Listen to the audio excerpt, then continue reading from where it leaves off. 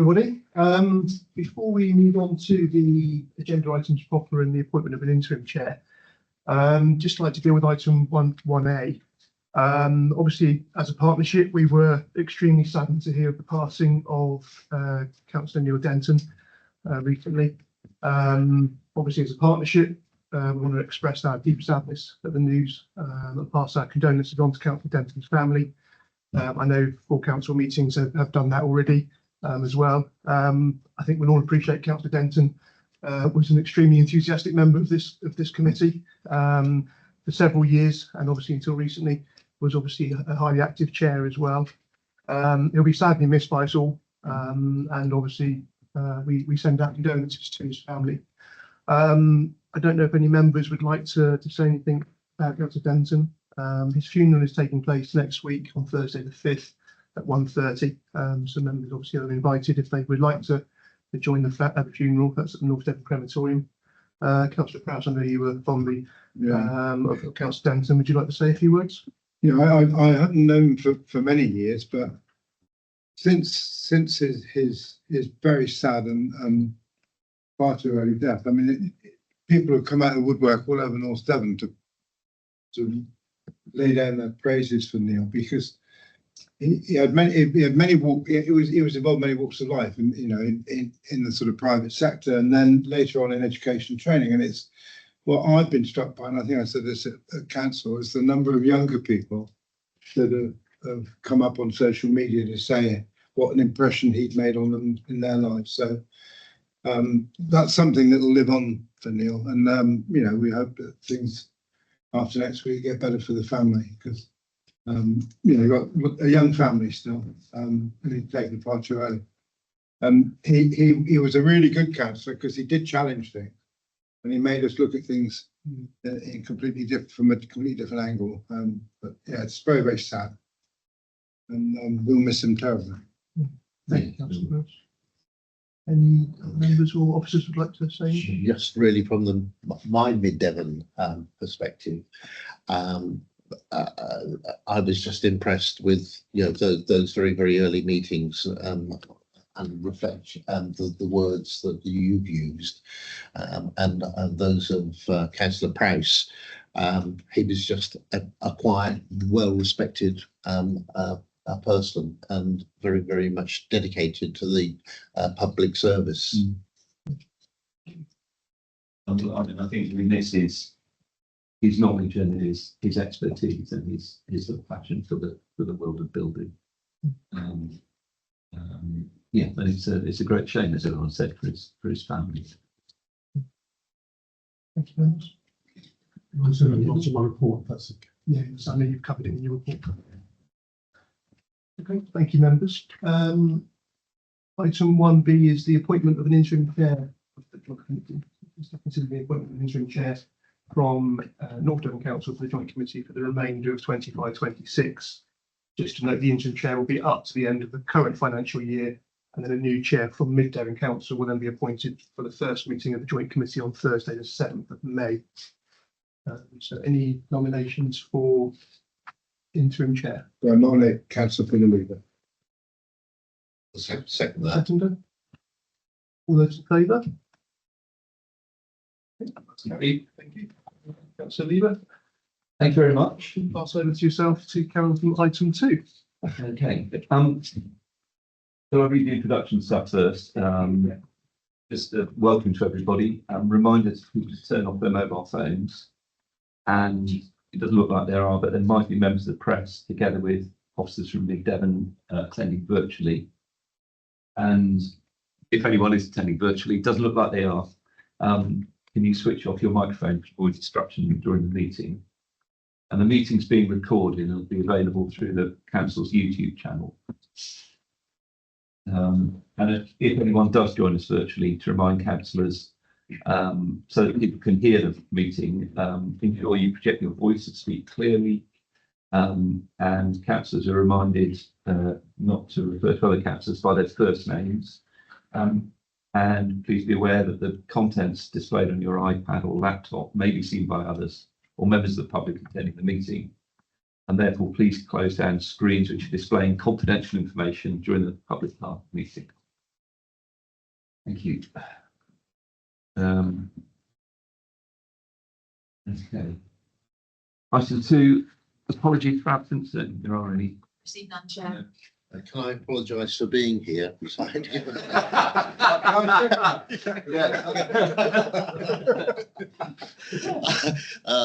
my county council meeting got moved that I was putting in, and I hadn't picked that up until fairly late. Apologies accepted. Item 3, to approve as a correct record the minutes of the meeting held on the 30th of October 2025. Any points of accuracy in there? Are we all okay? Yeah, I'll move. moved by Councillor Keeble, seconded by Councillor Prowse. All in favour? Thank you. Item 4, items brought forward, which in the opinion of the chair should be considered a matter of urgency. Nothing's been brought forward. Item 5, declarations of interest. Are there any? Received none, Chair. You received that. Good. 6, to agree the agenda between Part A and Part B. There are no Part B items. So moving on to item 7, which is the trading account to Q3. Report by North Devon Council Finance Manager. Is that you, John? Terry, Chair. Thank you, Chair. Good morning, members. I'm here to present the Q3 forecast outturn position for the joint trading account. This is on page 13 of your pack. Just want to run through the table for you. So the first set of columns labelled 1 shows the annual budget for each authority. The second set of columns shows the forecast for each year based on the Q3 information. Overall, the partnership is showing a £24,744 positive variance. This is a £1,500 improvement across the 2 authorities from Q2. The £24,744 positive variance is predominantly due to lower employee costs compared to budget, offset by slightly reduced income across the partnership. In section 3, we then allocate the forecast costs based on the split of the projected income across the 2 authorities. The current split is currently 69.65% North Devon and 30.35% Mid Devon. The net effect of this compared to each authority's budget is shown in the table on the bottom left, projecting North Devon to be £2,344 up for the year, and Mid Devon also up by £22,400 for the year. Section 4 of the table deals with the 75% chargeable element, where you can see that both authorities are making a slight surplus. Thank you, members. That concludes the presentation. Happy to take any questions. Any questions?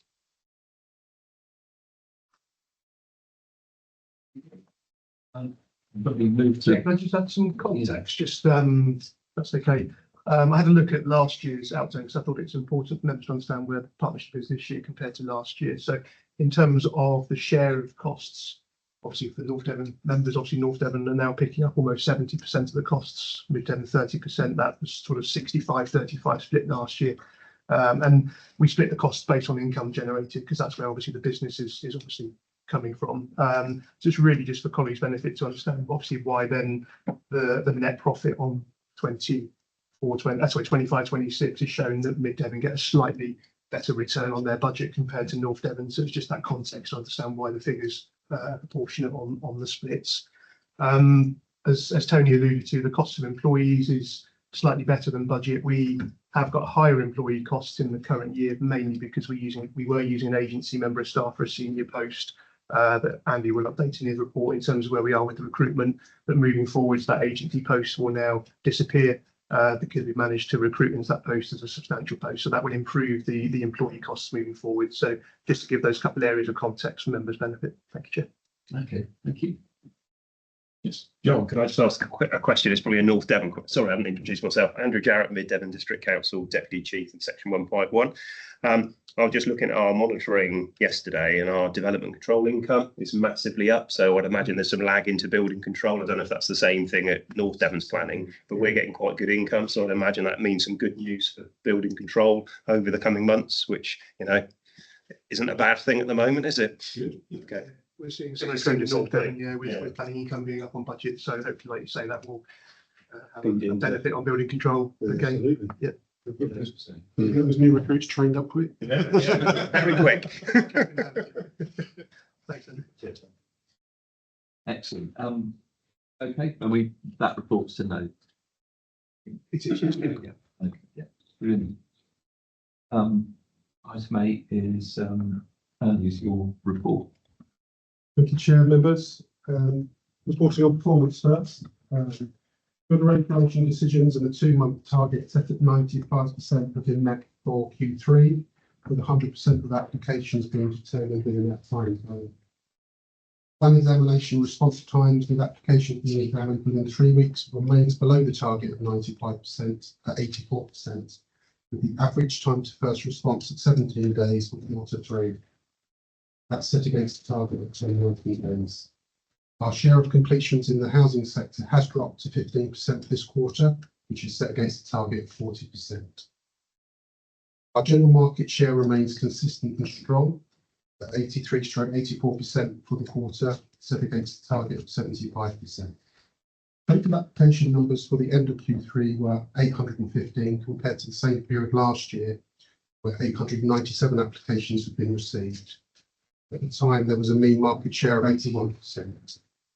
The figures continue to show a downward trend in volume of applications and suggest the current economic conditions are the reason for the drop-off, rather than the loss of work to our competition.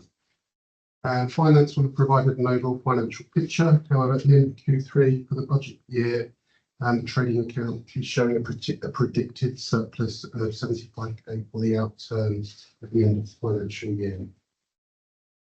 Moving on to governance, the partnership team would like to express their deep sadness at the news Councillor Denton passed away recently. The team would like to send our condolences to Councillor Denton's family and friends, and to let them know our thoughts are with them at this incredibly sad time.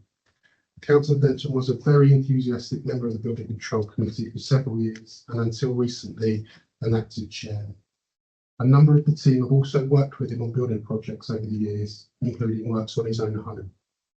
Councillor Denton will be sadly missed by us all, and at the same time very fondly remembered for his interest, dedication and sense of humour. Partnership team would like to thank Councillor Denton's family for the time, hard work, support and dedication he gave to the Building Control team and the Joint Committee. Moving on to resources, Nick Bryant will start in February as the new Director of Place and Economy for Mid Devon. Nick replaces Richard Marsh as the Senior Manager responsible for the oversight of the partnership on the Mid Devon side. Our latest recruitment round concluded last week with new appointments made to the 3 vacant posts. Our new Mid Devon Principal Inspector formally starts on the 2nd of February, and verbal offers have been made to our 2 successful graduate inspector candidates. It is anticipated the graduate inspectors will be joining us before the end of the 4th quarter. One of the successful graduate candidates offered a new role was an internal candidate from our own technical support team. So a further business case will be submitted to SNC shortly on the North Devon side with a view to advertising their vacant post.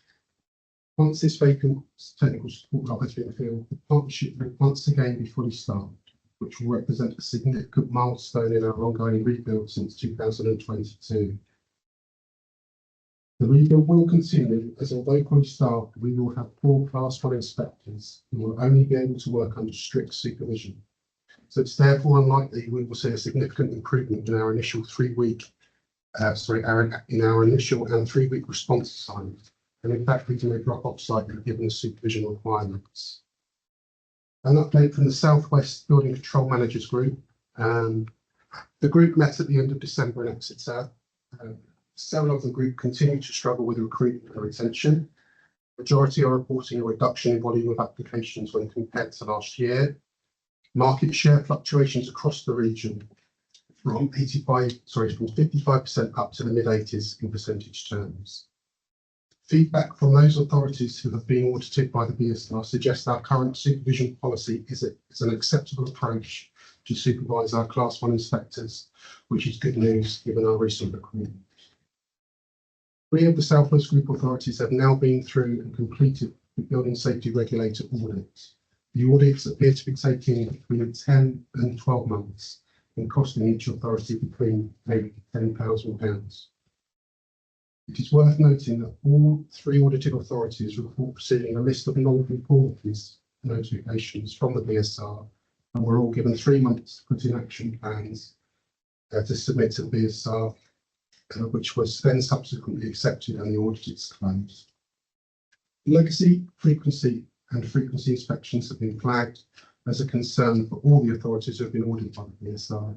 And once we are fully staffed, this is something that the partnership will also need to address.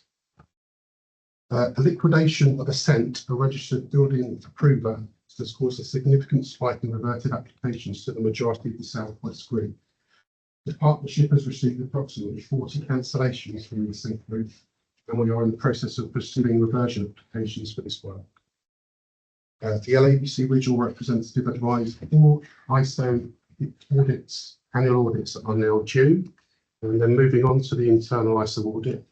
So we completed the internal audit before the festive break, and with our new audit team, which consists of our technical support staff. The initial results of the audit files have been shared with the team at the last team meeting, and a formal submission to the LABC standards team will be drafted in February. The details of the submission will be shared at the next joint committee meeting. Moving on to the performance standards reporting, the partnership continues to capture this data manually, and the Q3 return is due very shortly. Automated capture remains the ambition of the partnership, and we intend to allocate a proportion of the new burdens funding to appoint consultants to draft appropriate reports. The BSR Q3 return will be submitted tomorrow, as it is due at the end of January. The partnership is also preparing for an annual BSR data capture due at the end of the financial year. This includes an in-depth look at the month of February.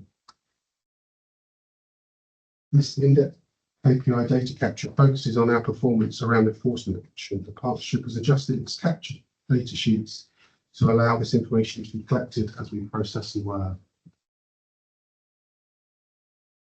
Moving on to a consultation on reforms to charges for local authority building control services. So the partnership has returned a formal supportive response to the consultation on the reforms to charges for local authority building control services.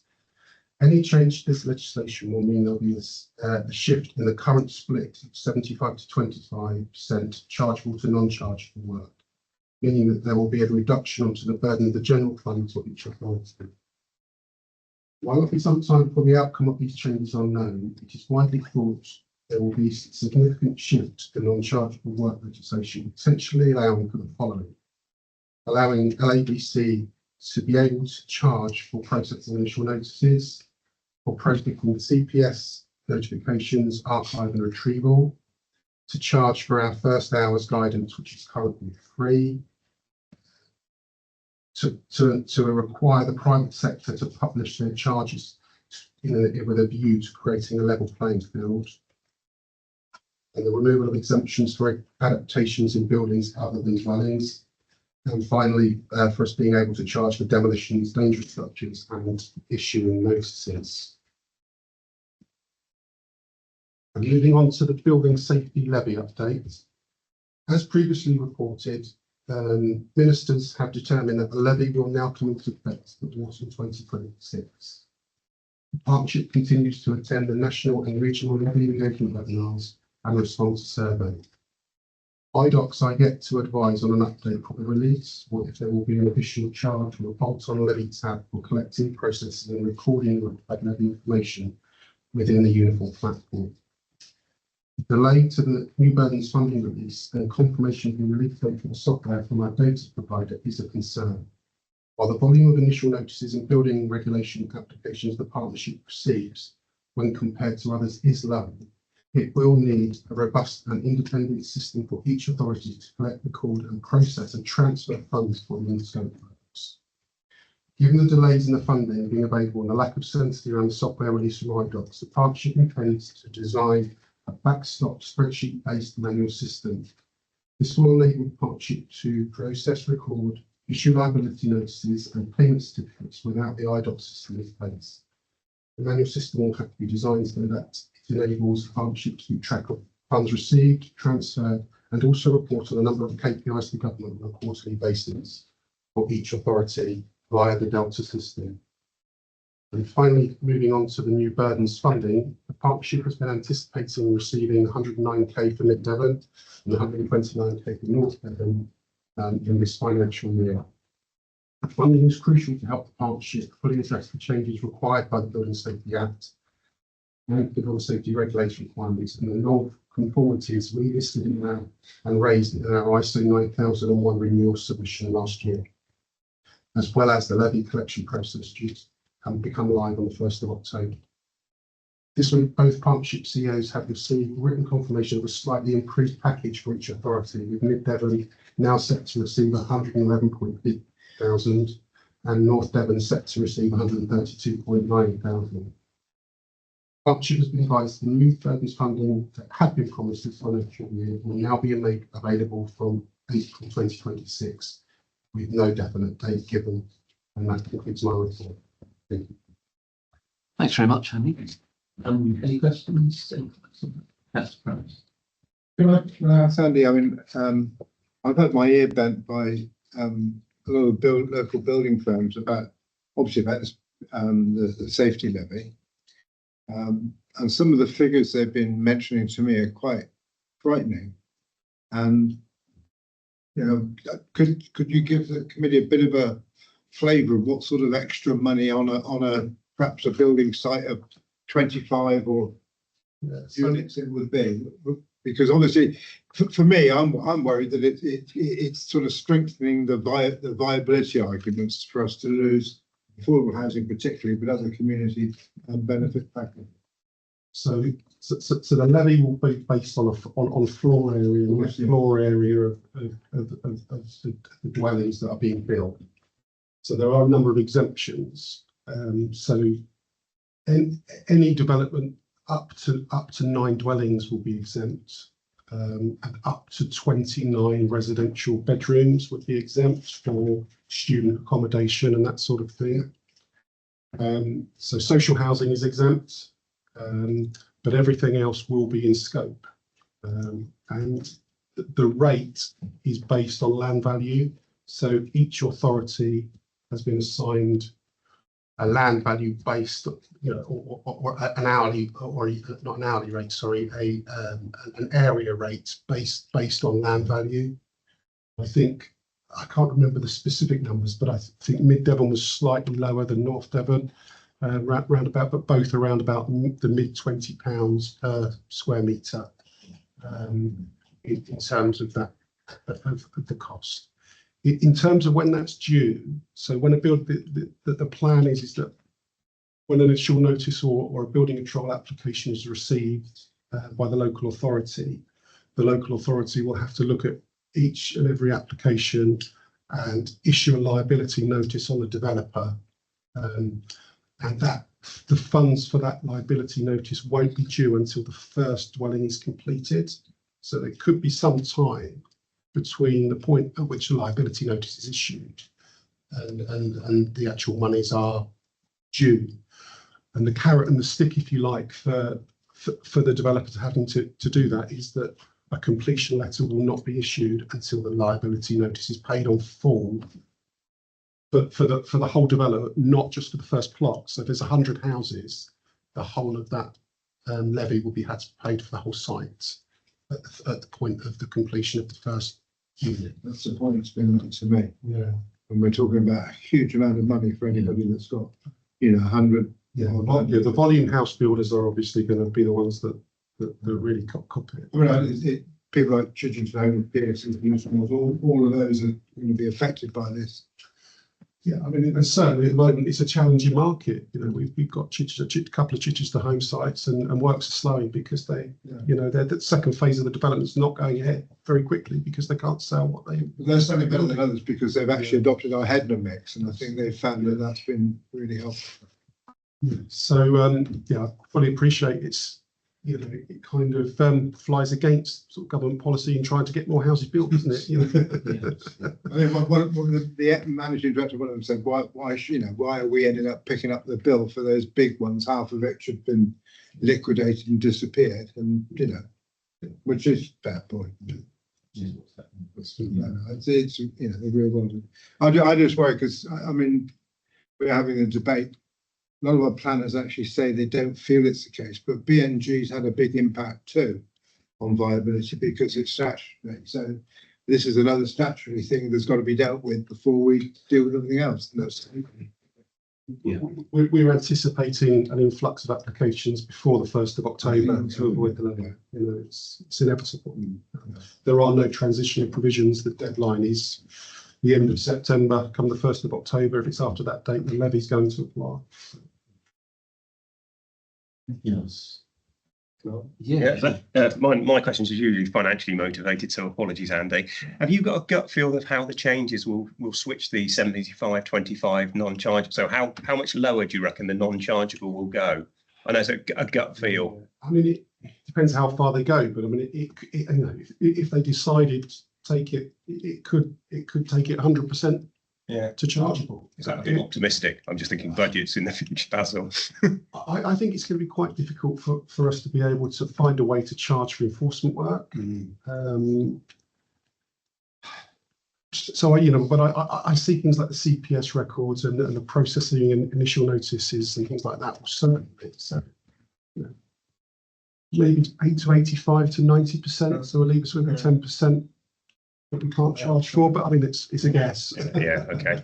And the other thing was, because Ascent went bust, didn't they, pre-Christmas? Are we picking up much work on the back of that? Yeah, so we received, as a partnership, we received 40 cancellation notices from Ascent. 38 of those are in Mid Devon and the other 2 are in North. And that's primarily because the approved inspectors tend to target Mid Devon rather than North Devon just because of its geographical position in relation to Exeter. Yeah. So we are in the process of politely writing to owners seeking a reversion application, and if that doesn't work, we will take enforcement action to require an application. Yeah. So, but obviously it's a difficult path to tread because they've been caught obviously and through no fault of their own. They've lost their building control provider, and then they're having to come to us and pay us again to provide the exact same service. So it's quite a difficult path to tread, and obviously you want to start off on the right foot. So we try to go gently to start with, but clearly the ones that don't play ball we'll have to enforce. Okay. All right. Thanks, Andy. Yeah, there were just a couple of things I had. I mean, in terms of the potential changes to the charging structure. So am I right? So that disabled facilities adaptations, they'd remain non-chargeable, wouldn't they? So, Yeah. Certainly for the consultation is not to change the domestic side, but obviously for the non-residents, for the non-domestic stuff, Okay. to remove it. I mean, the other thing was you were talking about maybe moving out of woodlands in your report. And I just want, having seen this happen elsewhere, just make you to be aware of the sort of informal supervision and support that particularly junior members of staff get from working in an office, and to put, if you do that, put measures in place to make sure that continues. I mean, I think the potential saving that woodlands could give us, perhaps, at the moment, isn't outweighed by the benefit of keeping it and the training that we're going to need going forward. But clearly, it's one of the things that's on the list to continually keep under review. Yeah. So it's not something that I'm proposing to do imminently. Okay. But if we needed to make a saving, Yeah. there is certainly a potential there. Okay.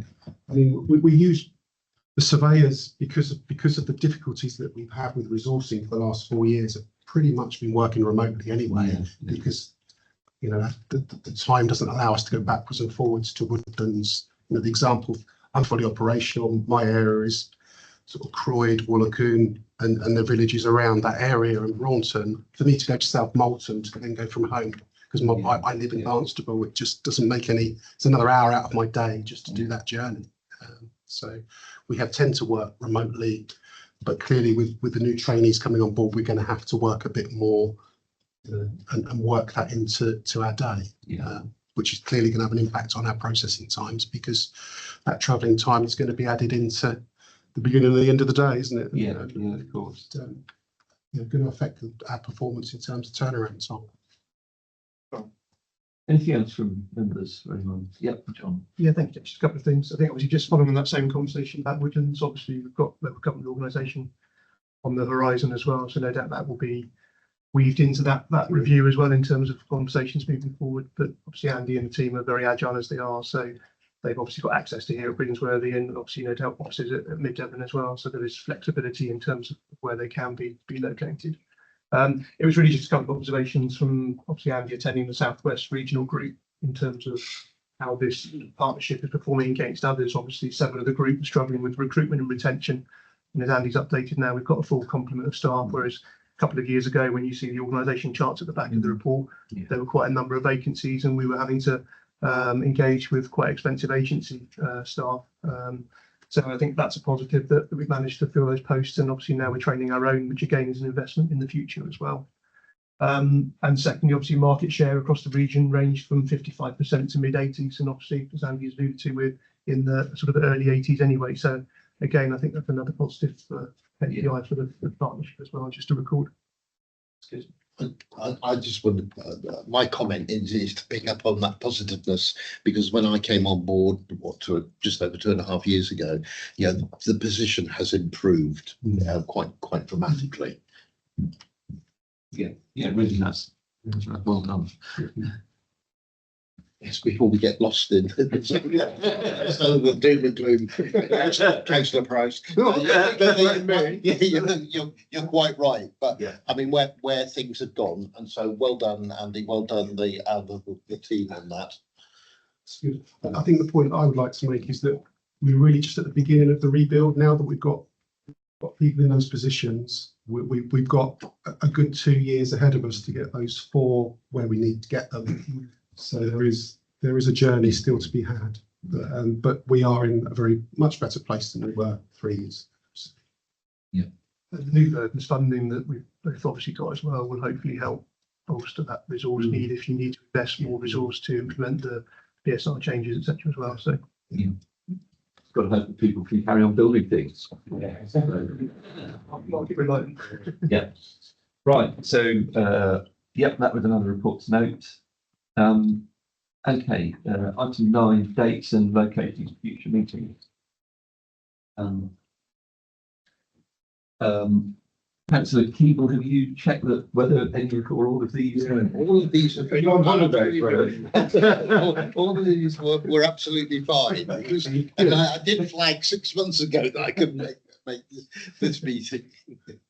Excellent. Okay. Are we okay with those? Can we have a formal? Yes. Yeah. I'm not formally moved. Yeah. Second. Yeah. All in favour? Thank you. That's all. But the meeting tonight's 35 minutes long, Malcolm. That's Well, What you got it's down to you guys, really. okay. I'll formally close the meeting.